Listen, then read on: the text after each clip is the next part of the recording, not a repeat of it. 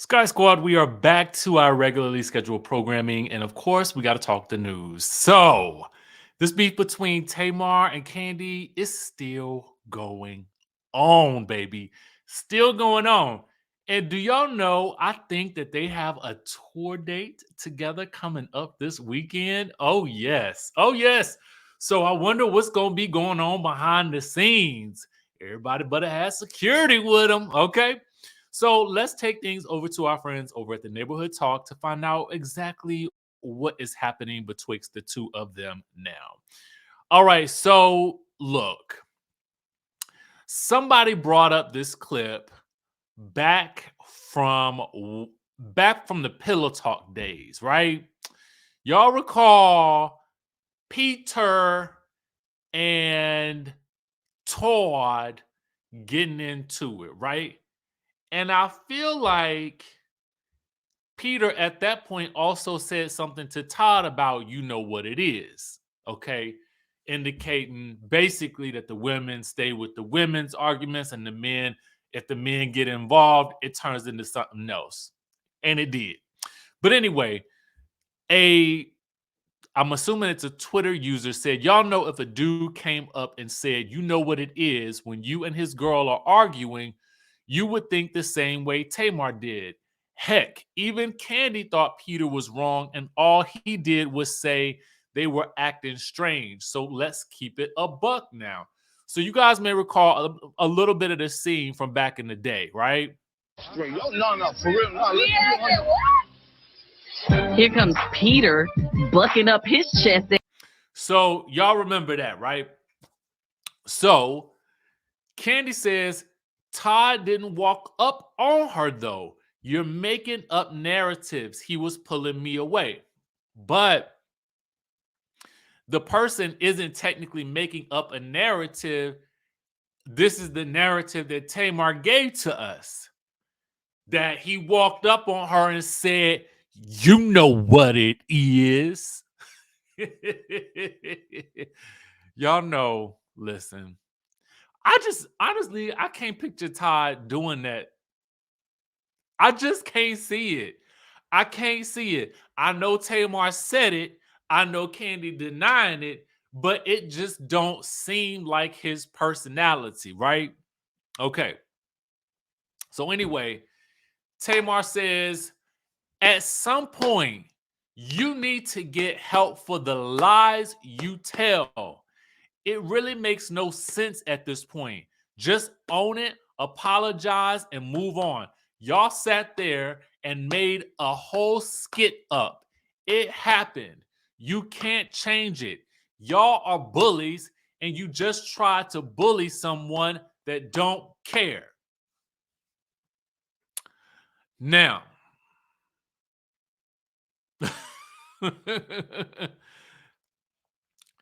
this is the drama that just doesn't end.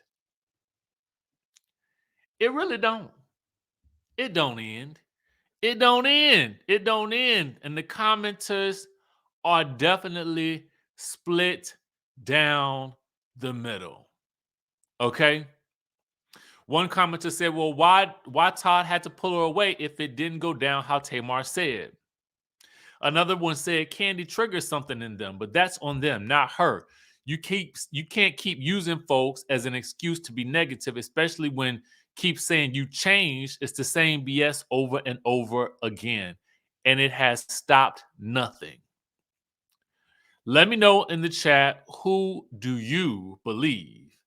Do you believe Tamar and her man, or do you believe Kandi and her man? That is the question. Now, wouldn't it be good if they would go on a speak on it? Well, you know that ain't gonna happen. You know what else ain't gonna happen? LELEE ain't gonna go on no speak on it either. Oh no. Oh no, no, no. Now recall Kandi had said something about how she had actually invited LELEE to the speak on it, but even Kandi had doubted that would happen. Well, and I'm talking about LELEE from the Escape. I mean, from the SWV, right? So, Person said, I would love for LeLee Lyons to appear on Speak On It with Kandi to really talk about everything that happened in the 6 episodes of Queens of R&B, SWV, and Escape. LeLee says, that'll never happen. Respectfully. Okay? Respectfully. I think at this point in time, it seems like, especially LeLee, okay, from the SWV, I think she is over it. Because I think that could have been a good moment to like maybe, squash some of the beef, you know what I'm saying, betwixt the two groups. If you watched the Carlos King interview with Coco, Coco seems a bit more open. Like she doesn't like the drama and she's actually closer to Latasha, but she does seem a bit more open to like if they were offered a season 2, she was like, Carlos asked what would it take for her to come back, and she said that money, that guwap pop gotta be right. And to be honest with you, I really can't blame her because, who wants the drama if you ain't used to it? Coco done set her page so you can't even at her. You know what I'm saying? Because she knew what it was going to be. You know what it is. It ain't funny. So let me stop. But I wanted to tell y'all something about this SWV album I had not really given much thought about, but I was really rocking to it. Y'all listen to this SWV album right here. It's called Steel. Baby, it is good from top to bottom. I was studying yesterday and I turned this on. I was like, now hold up now, because y'all know I like an upbeat something or other. And that thing it's a bop, okay? My favorite songs, for those of you guys who are curious right now, because why not? It's On Tonight, all right? I like Ain't No Man. I like Love Song.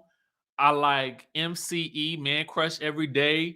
I mean, the whole album is just it's a whole bop. So Coco did say she was gonna be, they had been approached to do a new single, and that LeLee had heard it and said it was a banger. The producer said it was a banger. So it may be something coming, and they may be going on tour with somebody, and they will not be headlining, but it's somebody major. My guess is it might be Salt and Pepper or somebody like that or something. I don't know, but I'm trying to go see it. So anyway, we got one more thing to talk to y'all about, and that is the Real Housewives of New Orleans. Oh yes. Oh yes. It seems as though it is coming to fruition, according to an exclusive from the Jasmine brand. Now, they write, exclusive, Bravo is looking to cast NBA wives and local socialites for an upcoming Real Housewives of New Orleans series. Now, it says that they can exclusively report that the network has started the casting process for their upcoming project, according to sources.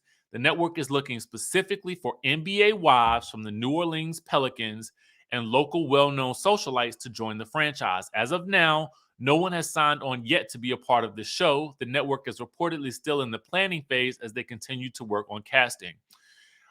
I don't know if I told you guys a while back, but I was doing some work with my trademark attorney, and we actually had found that there was a trademark registration for Housewives of New Orleans.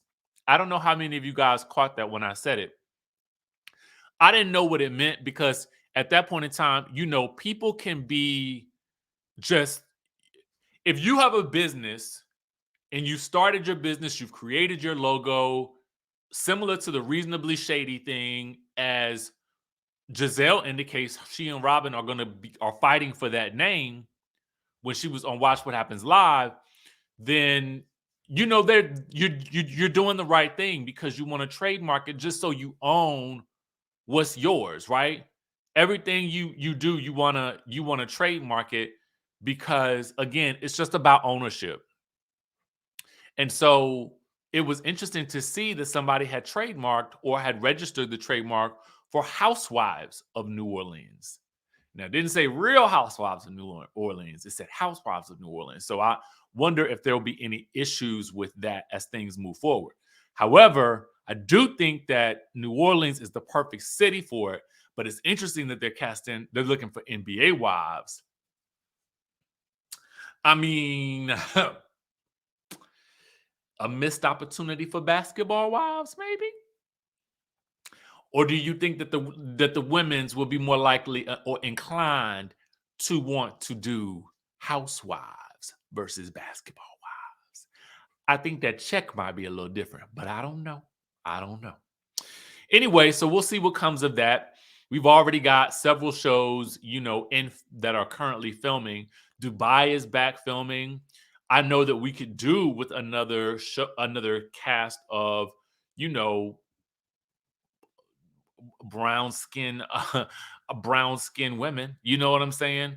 I mean, you've got Salt Lake City is, there's like Mary. There's not a lot of, I don't know. I just feel like we're looking for shows now with some more diversity, especially to cater to a lot of the audiences who look like us. So yeah, we want some more diversity on these casts. So anyway, y'all let me know what y'all think in the comment section down below, and I will catch you in our Basketball Wives recap that is coming up. Sleeping in my basement, baby. So with that being said, I will catch you all in the next video. So I'm Richie Skye, the author and publisher of The Wickedest Wives, Desiree's Desire, which is book 1 in a series. This book is about redemption. It's the story of a disgraced journalist who has lost everything. And now she has to rebuild her life brick by brick. And what better way to do that than to join a reality TV show? Why not? Now, not only are we talking reality TV, so there's gonna be scandal, there's gonna be a little bit of deception, backstabbing, a little romance, and why not throw in a sprinkle of murder to really round out the excitement? So I really want you guys to dive headfirst into these books. Desiree's Desire is just the first of many to come. So I'm super excited for you guys to read this, and I want to know exactly what you think. So be sure to follow, like, share, and subscribe, and stay tuned for more.